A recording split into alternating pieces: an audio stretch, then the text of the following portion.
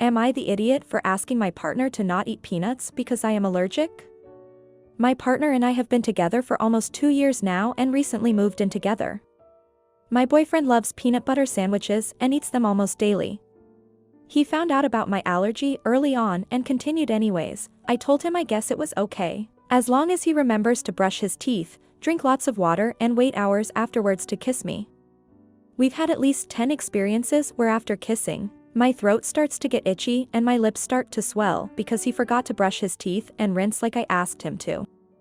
We've also had experiences where he has kissed my neck or body and I get rashy hives where his lips have touched. This has always bothered me as everyone I've ever dated who knew about my allergy has decided to give up eating them altogether, as a precaution. But early on in this relationship when it was mentioned he said he loves it so much he doesn't think he could ever stop. It has always made me uncomfortable, but I've been scared of his reaction if I asked him to avoid them for me. We recently went on vacation with his family and they made such an effort to make sure that there were no peanuts around to keep me safe. It made me feel special and cared for. When we got home I saw him making 2 peanut butter and jelly sandwiches for himself to take to work that day and made a comment about how much peanut butter he eats. He said, "You see that I put the jelly on first to not contaminate it, right?" I told him that it's still in the house and he still uses our shared utensils to spread it. He said, "Until you specifically tell me to not bring peanut butter in the house, I'm gonna keep eating it." Later when I was driving him to work, I told him that it really does make me uncomfortable that it's even in the house, because we've had so many situations where he forgets to take the precautions to keep me safe. He said that I don't trust him, and I told him it's not about that, but there have been times where I'm affected by it. He was very angry and yelling and told me that he would take it out of the house but would continue to eat it at work.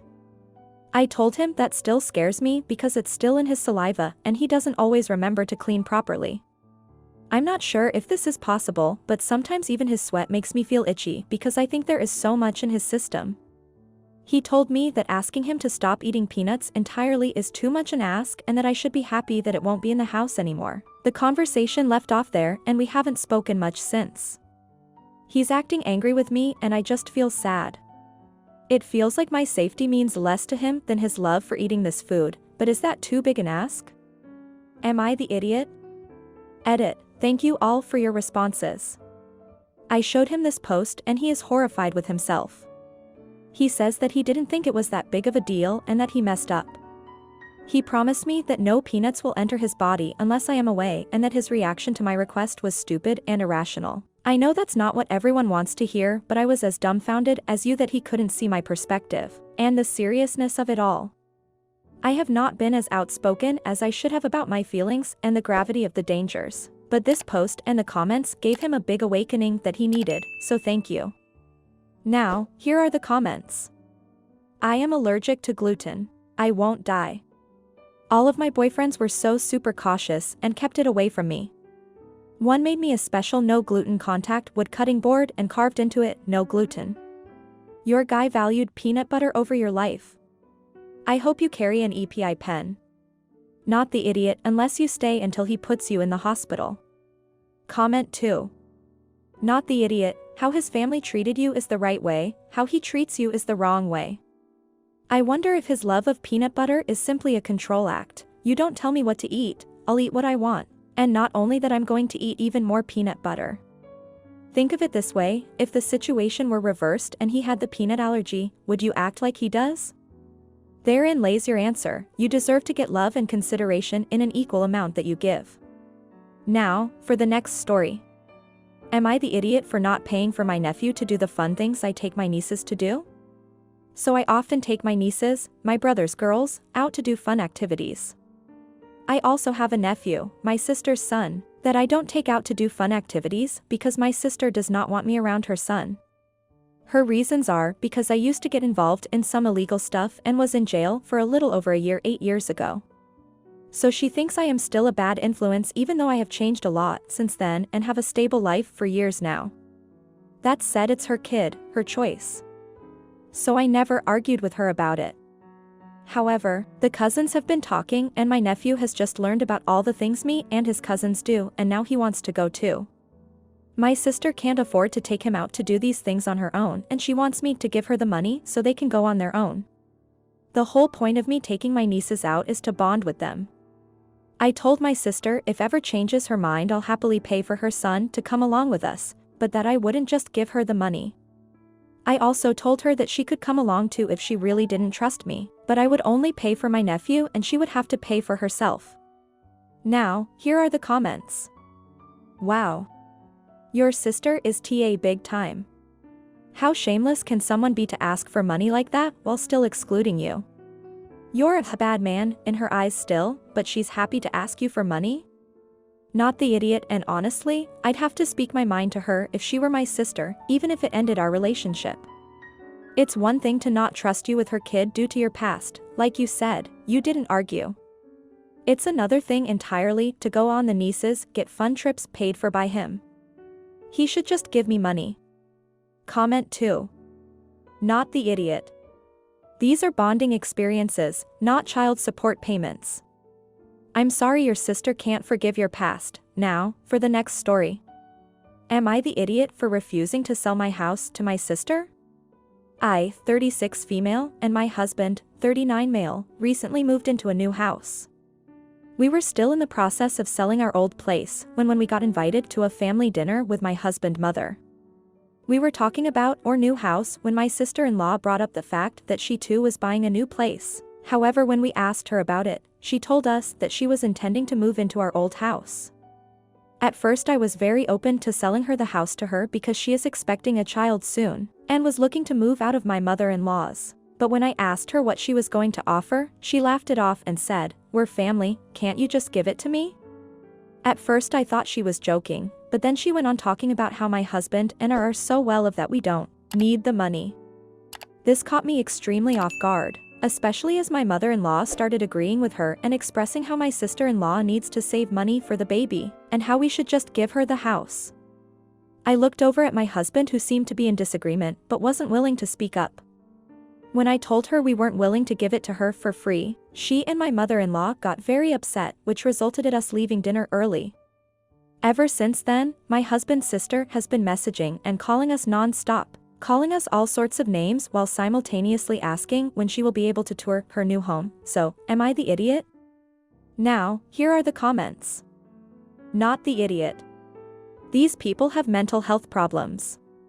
Sell that house as fast as you can, that'll end the problem. Comment 2. Not the idiot. In this economy? Get out of here now, for the next story.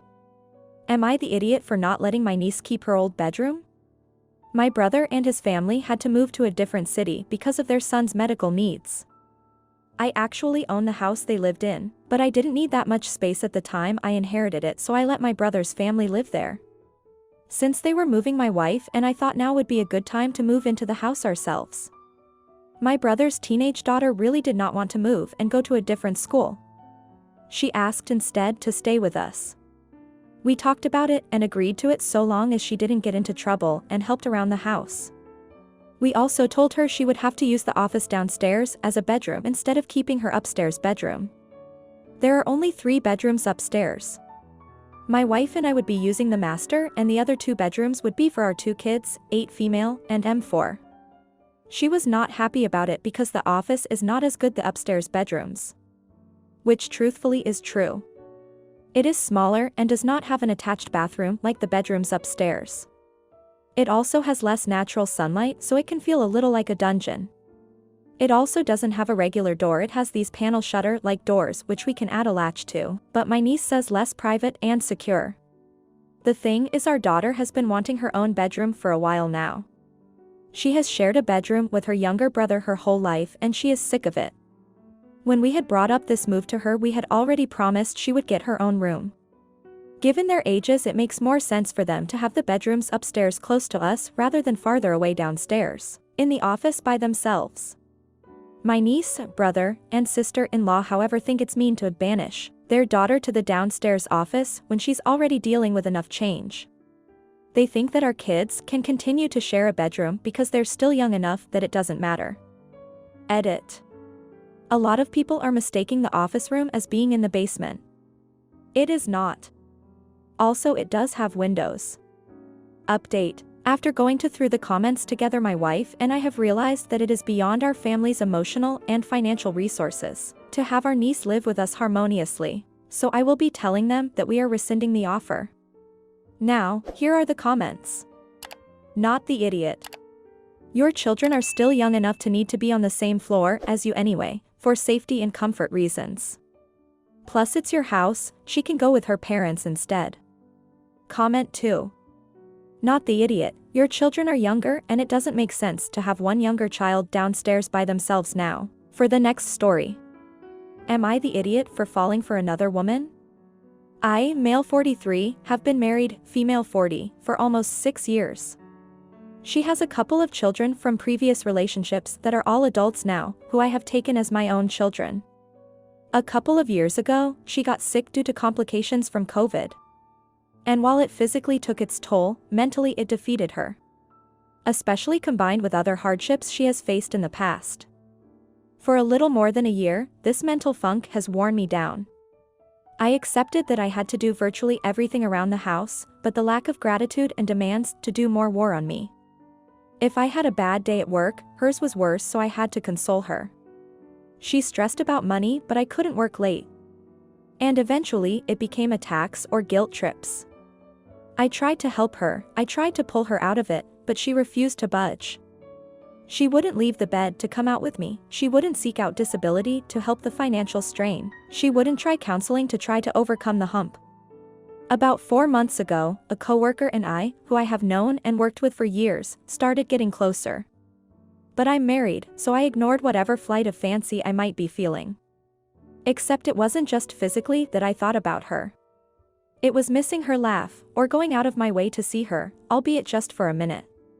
My wife now knows that there's a mutual attraction between myself and my coworker, however, since I didn't do anything physical, she thinks we can salvage our marriage. And I'm afraid I've emotionally moved on.